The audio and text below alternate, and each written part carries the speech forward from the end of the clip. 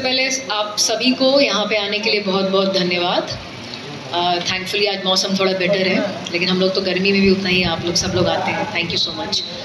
आज जो हमारा प्रेस कॉन्फ्रेंस का टॉपिक है वो बिहार की जो स्वास्थ्य अवस्था है उसको लेकर है, और उस कॉन्टेक्स्ट में थोड़ा स्पेसिफिकली जो हमारे स्वास्थ्य मंत्री हैं उनका कुछ पिछले 1-2 दिन से कुछ विवाद वगैरह चल रहा है, उस पर हम लोग क्लैरिफिकेशन देंगे, उस पर अपनी बात रखेंगे। तो प्रशांत जी ने एक रूपक तरीके से एक बात कही कि कौन है शिक्षा मंत्री। मैं नहीं जानता मंगल पांडे को, स्वास्थ्य मंत्री, आई एम वेरी सॉरी, कौन है स्वास्थ्य मंत्री, मैं नहीं जानता मंगल पांडे को। ये बात जो कही गई उसका मतलब क्या था कि उन्होंने काम नहीं किया है स्वास्थ्य मंत्री की हैसियत से जितना होना चाहिए, और इसको बिल्कुल शाब्दिक तरीके से लेकर जिस तरह से स्वास्थ्य मंत्री ने अपने बयान दिए हैं एक पर्टिकुलर इंटरव्यू में कि भाई जाओ जाके मुझे गूगल कर लो, देख लोगे कौन हूँ मैं, तो फिर ठीक है, हम लोगों ने सोचा कि ठीक है गूगल करते हैं, डेटा निकालते हैं थोड़ा कौन है क्या किया है इन्होंने। सबसे पहला जो डेटा, आप टाइप बस इतना करिए बिहार राज्य में स्वास्थ्य की हालत, और सबसे पहले जो 3-4 लाइन्स आपके आएंगे वो आएंगे very high infant mortality, high mortality rate और इन्फेक्शियस डिजीजेज और वगैरह वगैरह। और ह्यूमन डेवलपमेंट इंडिसेस में हम लोग 36 राज्य और यूनियन टेरिटरीज में 36वें नंबर पर है। ह्यूमन डेवलपमेंट इंडेक्स का एक बहुत बड़ा हिस्सा होता है good health, access to good health, उसमें हम लोग बहुत ही नीचे हैं। तो किया हम लोगों ने गूगल और हम लोगों को ये सब मालूम चला। 2017 से ये स्वास्थ्य मंत्री रह चुके हैं, बीच में कुछ दिनों के लिए शायद तेजस्वी थे, बाकी ये पिछले ऑलमोस्ट 6 सालों से स्वास्थ्य मंत्री हैं। 2017 से 2022 तक के जो हमारे बजट आया है स्वास्थ्य के लिए क्लोज टू 70,000 करोड़, 70,000 करोड़ में 21,000 करोड़ वापस गया है। बिहार जैसे राज्य में कोरोना काल के दौरान 21,000 वापस गया है, और ये बात कर रहे हैं कि देख लीजिए कौन है हम, और देखिए हमने 30 लाख वैक्सीन कराई, और देखिए हमको मेडल मिला। तो फिर बाकी आंकड़े क्या कह रहे हैं? तो इन सब बातों का और भी सिलसिला चलते रहेगा, और भी हमारे पास बहुत सारे टिप्पणी और डेटा पॉइंट्स हैं जो मैं आपसे शेयर करूंगी। लेकिन इस वक्त मैं अपने पार्टी के सीनियर लीडर रामबली जी को इनवाइट करती हूँ, ये आपसे कुछ बताएंगे इसी टॉपिक पर। और हमारे साथ अमित पासवान जी भी हैं, और ये अभिव्यक्ता हैं और प्रवक्ता हैं। लीजिए सर प्लीज। सभी लोग अवगत हैं, और हम लोग सभी बिहारी होने के नाते सबको स्वास्थ्य की चिंता करनी पड़ती है। और अभी चर्चा कर रही थी, ये मैं नहीं कह रहा, ये भारत सरकार का नीति आयोग है, उसके सर्वे में ह्यूमन डेवलपमेंट इंडेक्स एक कारक है, एक फैक्टर है बहुत बड़ा। ह्यूमन डेवलपमेंट इंडेक्स मतलब मानव विकास सूचकांक। इसमें 2 विषय आते हैं, एक शिक्षा और दूसरा स्वास्थ्य। और शिक्षा और स्वास्थ्य बहुत महत्वपूर्ण विषय हैं। इन दोनों विषयों पर मैंने यानी मानव विकास सूचकांक के मामले में जो नीति आयोग का सर्वे है उसमें सबसे नीचे बिहार आज भी है। अब 20 वर्षों से शासन है, और 20 वर्षों के बाद भी जिस प्रदेश का नीचे हो तो उस प्रदेश के स्वास्थ्य मंत्री कैसा कह सकते हैं, और स्वास्थ्य मंत्री के बारे में क्या कल्पना कर सकते हैं लोग, आसानी से समझी जा सकती है। दूसरे और फैक्टर आप देखेंगे, ये सिर्फ नीति आयोग के सर्वे नहीं, नीति आयोग के सर्वे में जब ह्यूमन डेवलपमेंट इंडेक्स की बात आती है तो बहुत सारे इतने फैक्टर हैं, इतने सब फैक्टर हैं, इतने चीज़ों को स्टडी करने के बाद, जैसे अब ईवेनो का जो है WHO का स्टैंडर्ड क्या है, 1000 व्यक्ति पर एक डॉक्टर, उसका जो स्टैंडर्ड है। लेकिन ये बिहार में क्या है, इसमें मात्र 2100 कुछ पर डॉक्टर एक हैं। तो यह जो स्थिति है इतनी गड़बड़, और ये पहले तो और ख़राब थे, इन्होंने बीच में कुछ डॉक्टरों की बहाली किया, तब थोड़ा सा इम्प्रूव किया।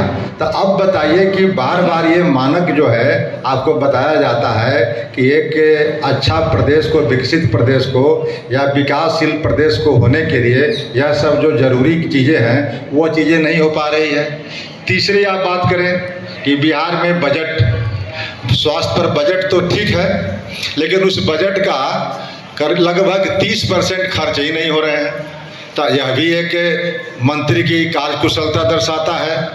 और सबसे बड़ी, आप लगातार देखते होंगे कि जो कभी कभी गरीब मरीज होते हैं वो अगर अस्पताल में जाने के बाद उनकी मृत्यु हो जाती है तो मृत्यु के उपरांत एम्बुलेंस प्रोवाइड करने के लिए भी हॉस्पिटल या स्वास्थ्य प्रशासन तैयार नहीं होता है। कभी कभी लोग अपने कंधों पर टांग करके, कभी ठेला लेकर के या कभी और रिक्शा लेकर के वह डेड बॉडी को जिस तरह से उनके परिजन ले जाते हैं वह देख करके सभ्य मानव का हृदय कांप उठता है कि आज बताइए कि आज़ादी के इतने वर्षों के बाद बिहार की स्वास्थ्य व्यवस्था ये है। उसके बाद अभी आपने सुना होगा एनएमसीएच में कि एक मरीज को पैर में चूहा काट लिया। तो जो लोग मरीज अस्पताल में भर्ती हो रहे हैं और अस्पताल की दुर्व्यवस्था इस तरह की है कि पैर में चूहा काट ले फिर जख्मी हो जाए, ये किस तरह की व्यवस्था है भाई। और सबसे उदाहरण मिला आपको, कोरोना काल में स्वास्थ्य विभाग की जांच हो गई कि कोरोना काल में किस तरह की स्वास्थ्य व्यवस्था की थी, पोल खुल गई। एनएमसीएच में पानी भरा हुआ था, एक फ्लोर जो था पूरा पानी में जलमग्न था। स्वयं स्वास्थ्य मंत्री कई दिनों तक अपने घरों में बंद रहे थे और वो बाहर नहीं निकले थे कि क्या व्यवस्था है। मुख्यमंत्री भी बंद थे, स्वास्थ्य मंत्री भी अपने घरों में बंद थे। ये सब लोगों ने आपने देखा है। हम लोगों ने तो इस बात को लेकर उस समय सदन में भी सवाल किया था, बजट में के इस चर्चा की थी बड़ी विस्तार से कि कोरोना काल में अगर ये बिहार के जो लोग डॉक्टर जिनको कहते हैं, जिनको तथा कथित कुछ लोग कहते हैं झोले छाप या कंपाउंडर हैं या गांव के लोग हैं जो कम डिग्री लेकर के जो प्रैक्टिस करते हैं, अगर वो नहीं होते, वो सामने नहीं आते तो जो संख्या आज देख रहे हैं ये बिहार में मरने वालों की, इस संख्या का बहुत ज़्यादा अंतर होता। उन लोगों ने सब घरों में जा कर के जान बचाई थी। तब कोरोना काल में आपने देख लिया, एक बार जांच हुई थी एम्बुलेंस की, तो एम्बुलेंस में जो जीवन रक्षक दवाएं होती है वो नदारद था। उसके बाद जो भी सुविधाएं होनी चाहिए एम्बुलेंस में वह सब नहीं था। इसके वजह से क्या हुआ था कि टेंडर जो है रद्द किया गया, फिर दूसरे को दिया गया। तो यानी हर जगह घोटाला है स्वास्थ्य विभाग में और इससे सब पूरा बिहार प्रभावित है।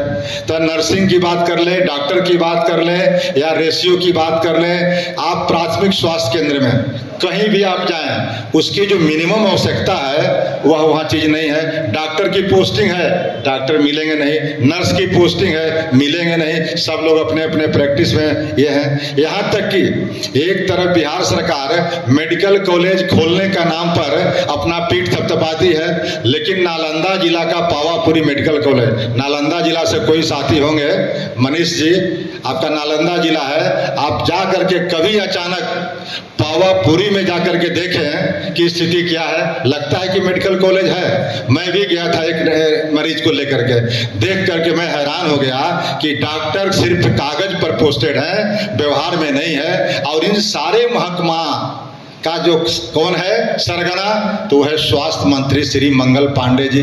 तो मंगल पांडे जी बड़ी बड़ी बात कर रहे हैं और स्वास्थ्य की व्यवस्था जी देखने की जिम्मेदारी प्राथमिक रूप से उनके थी, उसकी चर्चा नहीं कर रहे हैं। तो जब स्वास्थ्य लोगों का ठीक नहीं होगा, शिक्षा ठीक नहीं होगा, तो फिर बिहार को विकसित प्रदेश बनाने की जो संकल्पना है वो कैसे साकार होगी। इसलिए जितने भी कारक हैं, अभी जो बच्चे पैदा ले रहा है उस बच्चे को जितना होना चाहिए, न्यूट्रिशन मिलना चाहिए, या उसके मदर को जब गर्भवती माँ है तो उनको जितना मिलना चाहिए उसका भी जाकर के आंकड़ा देखिए। तो इन सारे मामलों पर मल प्रैक्टिस जो है या मल न्यूट्रिशन जो है वो सारे जितने फैक्टर है सब पर बिहार फिसड्डी है। तो आप क्या कह सकते हैं। और वो बड़ी बड़ी बात हमारे नेता आदरणीय प्रशांत किशोर जी पर, प्रशांत किशोर जी सिवान की यात्रा पर हैं, वो छपरा से उनकी यात्रा कल ही समाप्त हुई है और कल प्रवेश किए हैं सिवान में। सिवान में अगले 5 दिन तक रहेंगे और सिवान के ही स्वास्थ्य मंत्री जी हैं। तो सिवान की जब यात्रा पर प्रशांत किशोर जी हैं तो स्वाभाविक है प्रशांत किशोर जी से सवाल स्वास्थ्य के लोग करेंगे।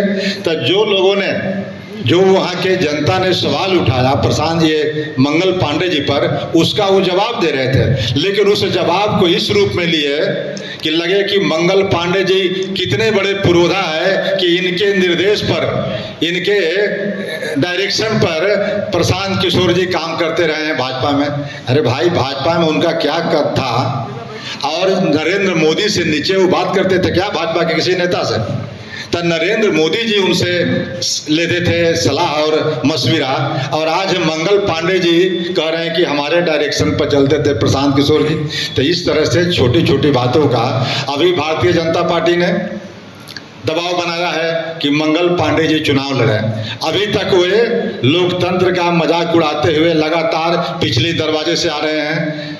यहाँ तक कि मुख्यमंत्री जी भी, मैं मुख्यमंत्री जी नीतीश कुमार जी पर भी आरोप लगा रहा हूं कि आज लगभग 20 साल हो गए, लेकिन इस 20 वर्षों में एक भी चुनाव नहीं लड़ा इन्होंने।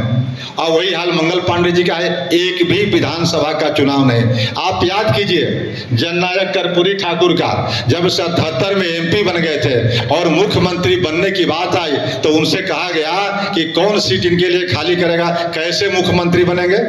तब एक सीट यही देवेंद्र प्रसाद यादव जो आज हमारे यहाँ जनसुराज में है, उन्होंने फुलपरास की सीटें खाली की थी, वहाँ चुनाव हुआ था, तब चुनाव जीत करके कर्पूरी ठाकुर आए थे, तब बिहार का मुख्यमंत्री बने थे। तब बिहार लोकतंत्र की जननी रही है और आज उसी लोकतंत्र जेपी की अंगुली पकड़ के सीखने वाले राजनीति आज नीतीश कुमार जी चुनाव लड़ने बंद कर दिए। चुनाव क्यों लड़ता है?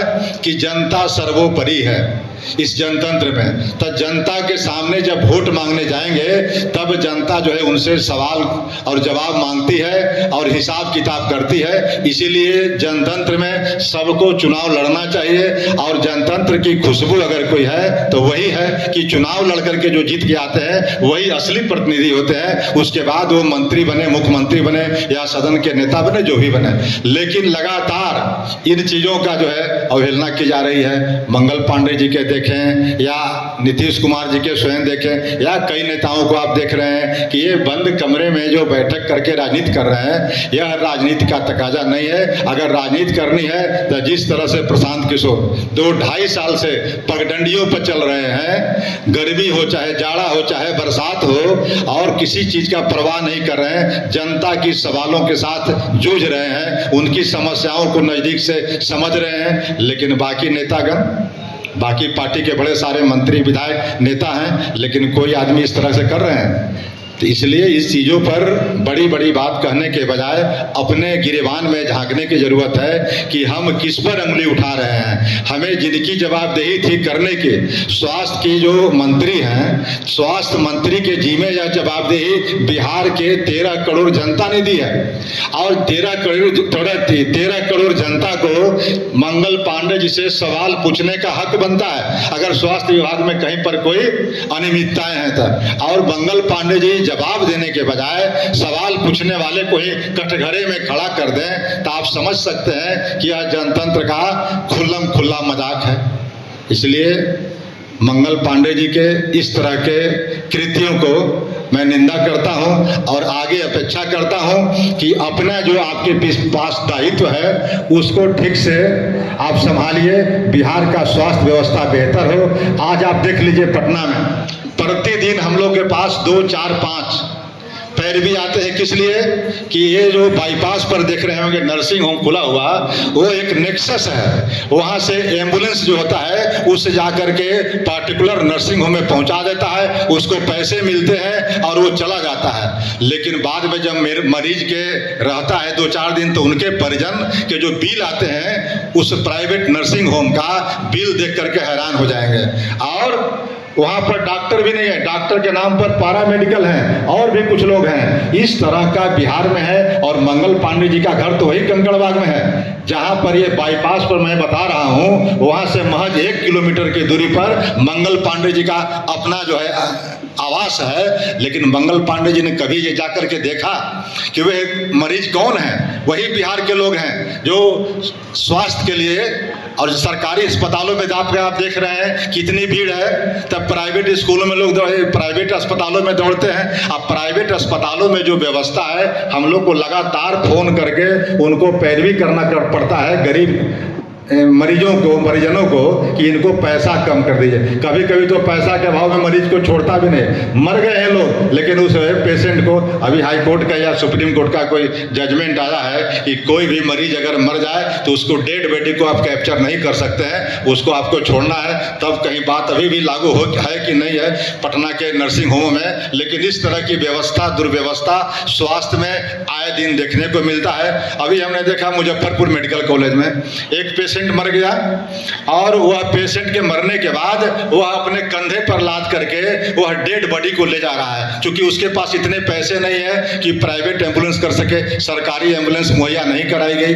तो आज आज़ादी के इतने वर्षों के बाद भी एक तरफ इतनी बजट है स्वास्थ्य पर और दूसरे तरफ गरीब लोगों को स्वास्थ्य के इलाज कराने में, चिकित्सा कराने में कितनी कठिनाई है। और मर जाते हैं तो उनकी कोई व्यवस्था भी नहीं होती कि उनको घर तक पहुंचा दी जाए। इस तरह के व्यवस्था के लिए जिम्मेदार अगर कोई है तो सबसे पहले स्वास्थ्य मंत्री है, उसके बाद मुख्यमंत्री है। और इन दोनों लोगों को बिहार जो आज नीति आयोग के सर्वे के मुताबिक सबसे निचले पौधान पर है, इसकी जिम्मेवारी लेनी चाहिए। और बिहार की जनता आज लगभग 2/3 बिहार के लोग ये समझ चुके हैं कि अब ये बिहार में बदलाव का समय आ गया है। और बदलाव की बात सबसे पहले, बदलाव की नारा सबसे पहले जनसुराज ने दिया है। इसलिए जनसुराज की बातों पर पब्लिक जब भीड़ लगा रही है, पब्लिक जब सवाल कर रही है, तो मंगल पांडे जी को पेट में दर्द हो रहा है, तब ये प्रशांत किशोर जी पर हमला कर रहे हैं। इसलिए इन सब बातों में कहीं कोई